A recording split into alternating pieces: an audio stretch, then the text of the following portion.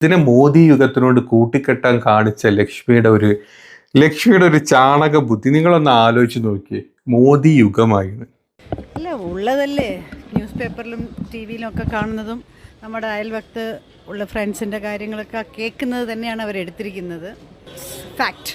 Fact hurting ആണ് ഭയങ്കര. ഈ മൂവിയുടെ ഈ ഒരു റിവ്യൂ സ്വന്തം അമ്മ പറഞ്ഞ സമയത്ത് പാവം കീർത്തി സുരേഷ് എന്തൊക്കെ മനസ്സുകൊണ്ട് ചിന്തിച്ചിട്ടുണ്ടോ? നിങ്ങൾ ചിന്തിച്ചിട്ടുണ്ടോ? ചിലപ്പോൾ മിക്കവാറും അമ്മ വീട്ടിൽ ചെന്ന സമയത്ത് കീർത്തി നിർത്തി പൊരിച്ച് കാണും ഈ അമ്മനെ, അല്ലേ? നമ്മുടെ നാട്ടിൽ നടക്കുന്ന ഫാക്ട് നമ്മൾ അയൽവക്കത്ത് ഡെയിലി കാണുന്ന ലവ് ജിഹാദ്, മുസ്ലിങ്ങൾ ഹിന്ദു സ്ത്രീകളെ അല്ലെങ്കിൽ ഹിന്ദു പെൺകുട്ടികളെ വളച്ചുകൊണ്ടുപോയി സിറിയയിലോട്ടും പലസ്തീനിലോട്ടും അങ്ങ് ഗാസയിലോട്ടും ഒക്കെ കയറ്റി അയക്കുന്നതിൻ്റെ ഫാക്റ്റാണ് നമ്മൾ കണ്ടത് എന്നാണ് നമ്മുടെ മേനക സുരേഷ് അന്ന് പറഞ്ഞിട്ടുണ്ടായിരുന്നത്. അന്ന് പാവം അറിഞ്ഞു കാണില്ല സ്വന്തം മോള് ഒരു കുർബാന ജിഹാദിന് വേണ്ടി വെയിറ്റ് ചെയ്തിരിക്കുക എന്നുള്ളത്. സത്യല്ലേ? അല്ലെങ്കിൽ ലവ് കുർബാന എന്ന് പറയേണ്ടി വരും. എന്താണെങ്കിലും വല്ലാത്തൊരു അടിയായി പോയി അല്ലേ? ഇനി അച്ഛൻ പറഞ്ഞതും കൂടെ നമുക്ക് കേൾക്കാം. എന്താണ് കീർത്തി സുരേഷ് എന്ന് അച്ഛനോട് പറഞ്ഞിട്ടുള്ളതെന്ന് ആലോചിച്ച് നോക്കാം. Actually, I just saw the film. It's a wonderful film. It has made in a very decent way, and I don't think any militancy or something like that is inside the film. What has really happened in Kerala, they have shown it in a very decent way. So you are saying this is a true story that is happening? This was the story of four little girls. What happened is they were studying in a college in Kasaragod, and they have depicted the story in a very very good way. അതാണ് എന്താണോ നമ്മുടെ കേരളത്തിൽ നടക്കുന്നത് അത് വളരെ decent ആയിട്ട് മൂവിയിൽ കാണിച്ചിട്ടുണ്ട്. അത് സ്വന്തം കുടുംബത്തിൽ ഇപ്പം അനുഭവിച്ചും കൂടെ ഈ പാവം അച്ഛൻ അറിയുന്നുണ്ടാവും അല്ലേ? വല്ലാത്തൊരവസ്ഥ. ഈ അച്ഛൻ്റെയും അമ്മൻ്റെയും അണ്ണാക്കിലൊക്കെ അടിച്ച് കിട്ടുക എന്ന് കേട്ടിട്ടുള്ളൂ. അത് കറക്റ്റായിട്ട് അങ്ങോട്ട് കിട്ടി. എന്താണെങ്കിലും ഇനി എന്താണാവോ ഈ പറഞ്ഞ അച്ഛനും അമ്മയ്ക്കും പ്രതികരിക്കാനുള്ളത്? ഇത് വല്ല മുസ്ലിങ്ങളാണെങ്കിൽ ഇപ്പം തീർന്നേനെ. ലവ് ജിഹാദ് എന്ന് പറഞ്ഞ അച്ഛനും അമ്മയും കൂടെ പുറത്തോട്ട് ഇറങ്ങി വന്നേനെ. ഇതിപ്പോൾ അത് പറയാൻ പറ്റില്ല. ഇത് ലവ് ജിഹാദ് അല്ല, ഇത് ജിഹാദിന് പകരം നമ്മളവിടെ കുർബാന കയറ്റണം. ലവ് കുർബാന എന്നാക്കേണ്ടി വരും അല്ലേ? വല്ലാത്തൊരവസ്ഥ. ഇനി ഇത് കണ്ട സംഘികളുടെ ഒരു അവസ്ഥ നിങ്ങൾ ആലോചിച്ച് നോക്കി. അച്ഛനും അമ്മയും ഇങ്ങനെ പോയി. ഈ സംഘികൾ എവിടെയൊക്കെ നെഞ്ചു പൊട്ടി കരയുന്നിരിക്കില്ലേ? കഴിഞ്ഞ 2 ദിവസമായി. എന്താണെങ്കിലും ഇവർ നല്ല രീതിയിൽ ജീവിക്കട്ടെ. കുറേ 10 കൊല്ലത്തൊട്ട് പ്രണയം എന്നാണ് പറഞ്ഞിട്ട്. എന്താണെങ്കിലും അവരവരുടെ ജീവിതം അടിപൊളിയാക്കട്ടെ. ഇതുപോലത്തെ ജീർണിച്ച മനസ്സുള്ള അച്ഛനും അമ്മയൊക്കെ ഉണ്ടെങ്കിൽ ഒന്നും പറഞ്ഞിട്ട് കാര്യമില്ല. അതും വെറും വർഗീയതയും ചെറ്റത്തിലും മാത്രം മനസ്സ് കൊണ്ട് നടക്കുന്ന ഇതുപോലത്തെ ഒരു ജീവികളുടെ മോളായിപ്പോയി ജനിച്ചു എന്ന് മാത്രമേ കീർത്തി സുരേഷ് ചെയ്തിട്ടുള്ളൂ. ഇനി ചില സംഖ്യകൾ ഇതിനൊരു പോസ്റ്റ് ഇട്ടിട്ടുണ്ട്. ഇനി കണ്ടപ്പോൾ ഭയങ്കര ചിരിക്കണോ കരയണോ സഹതാപം തോന്നണോ എന്നാണ് ആലോചിച്ചു പോയി. നമ്മുടെ ലക്ഷ്മി കോണോത്ത് എന്ന് പറഞ്ഞിട്ടുള്ള ഒരു സംഖ്യനി ഇട്ടതാണ്. ആശംസകൾ 2 പേർക്കും. മോദി യുഗം ആയി കാലം മാറിയപ്പോൾ ആന്റണി ചന്ദനവും ഹാരവും ഒക്കെ ഇട്ട് ഹൈന്ദവ സംസ്കാര പ്രകാരം കീർത്തിയെ താലി കെട്ടി. പണ്ടായിരുന്നുവെങ്കിൽ വെള്ള വസ്ത്രം അണിഞ്ഞ് പൊട്ട് തൊടാതെ കീർത്തിയെ പള്ളിയിൽ വെച്ച് മിന്നു കെട്ടിയേനെ.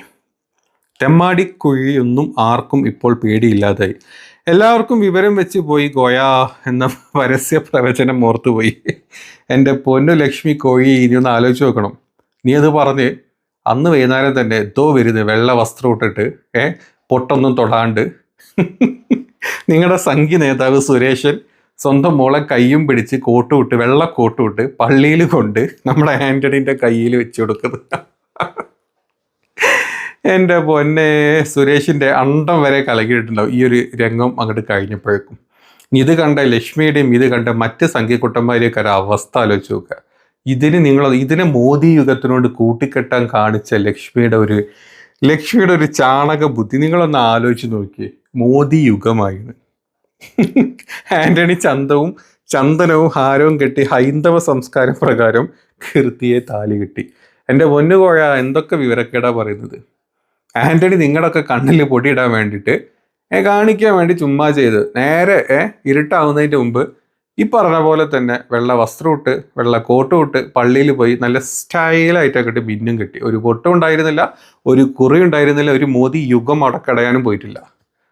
അച്ഛൻ തന്നെ നിങ്ങളുടെ വലിയ നേതാവായ സുരേഷ് അച്ഛൻ തന്നെ കൈ പിടിച്ച് കൊടുക്കുകയും ചെയ്തു. എൻ്റെ പൊന്നെ, ഈ നാട്ടിൽ, ഈ മതേതരത്തുള്ള ഈ നാട്ടിൽ ഹിന്ദു മുസ്ലിമിനെ കെട്ടേ, മുസ്ലിം ഹിന്ദുവിനെ കെട്ടേ, ഹിന്ദു ക്രിസ്ത്യനെ കെട്ടേ, എന്തെങ്കിലുമൊക്കെ നടന്നോട്ടെ. രണ്ടാൾക്കാർ ഇഷ്ടപ്പെട്ട് കല്യാണം കഴിക്കണം, അതിന് കല്യാണം കഴിക്കട്ടെ. അവിടെ ദ റിയൽ കേരള സ്റ്റോറി ഉണ്ടാവും. അതല്ലാണ്ട് 30,000 ആൾക്കാരെ, ഹിന്ദു പെൺകുട്ടികളെ ഈ നാട്ടിൽ നിന്ന് വശീകരിച്ച് അങ്ങ് സിറിയയിൽ കൊണ്ട് ഒലത്താൻ പോയിട്ടില്ല എന്നുള്ള സാമാന്യ ബോധം ഈ പറഞ്ഞ സംഘി കൂട്ടങ്ങൾക്കൊന്നും ഇല്ലാണ്ടായിപ്പോയി. അത് ഈവൻ നമ്മുടെ സുരേഷനാണെങ്കിലും വേണ്ടില്ല, മേനകക്കാണെങ്കിലും വേണ്ടില്ല. എന്താണെങ്കിലും മോള് കൊടുത്ത് 8ന്റെ പണി നല്ല നൈസായിട്ട് നക്കി തുടച്ച് ഇപ്പോൾ വീട്ടിലിരിക്കുന്നുണ്ട്. ഇപ്പോൾ വീട്ടിൽ ഇനിയിപ്പോൾ എനിക്ക് തോന്നുന്നത് മിക്കവാറും അടുത്ത ആഴ്ച നിങ്ങൾ കണ്ടോ, കീർത്തി അമ്പലത്തിൽ പോയി നെക്സ്റ്റ് ഡേ പള്ളിയിൽ പോയിട്ട് മാമോദിസ വെക്കി മുക്കി ക്രിസ്ത്യൻ വരെ ആയ വീഡിയോ കാണേണ്ടി വരും. ഇനി അതൊക്കെ എങ്ങനെയാണാവോ നമ്മുടെ സുരേഷനും മേനകയും സഹിക്കുക? ഇനി സുരേഷനും മേനകയും സഹിച്ചാലും വേണ്ടില്ല, ഈ സംഘികൾ എങ്ങനെ സഹിക്കും എന്നാണ് ഞാൻ ആലോചിച്ചത് ആദ്യം തന്നെ. നമ്മുടെ ലക്ഷ്മിനെ പോലത്തെ ആൾക്കാർ എങ്ങനെ സഹിക്കുമാവോ അല്ലേ? കഷ്ടം. മുസ്ലിമിനെ കുറ്റം പറയാനും അതല്ലെങ്കിൽ ലവ് ജിഹാദ് പറയാനും പരത്താനും ഇതുപോലത്തെ വൃത്തികെട്ട ചെറ്റ കേരള സ്റ്റോറി ഫിലിം ഇറക്കാനും ഈ വക ഒരുപാട് നായ്ക്കൂട്ടങ്ങളുണ്ട്. ഈ നായ്ക്കാട്ടങ്ങളിലൊക്കെ എന്താ പറയുക, മുഖത്തടിച്ച പോലെ ഇപ്പോൾ ഈ ഒരു കല്യാണത്തിനൊന്നും നമ്മൾ ആരും കുറ്റം പറയരുതോ. രണ്ടാൾക്കാർ സ്നേഹിച്ച് അവരിഷ്ടപ്പെട്ട് അവർ കല്യാണം കഴിക്കുക.